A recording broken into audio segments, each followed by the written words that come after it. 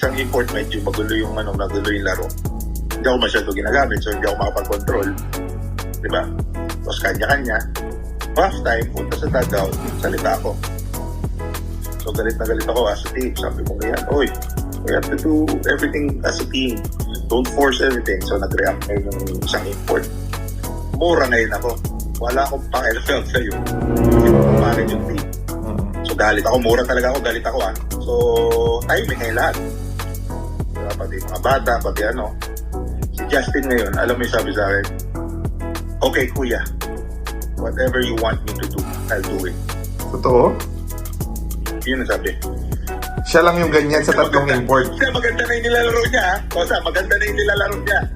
Hirap na ako kay Justin kasi depensa. Tapos hirap na tapos yun ang sabi. Biruin mo, yung pagiging team player niya is sobrang iba.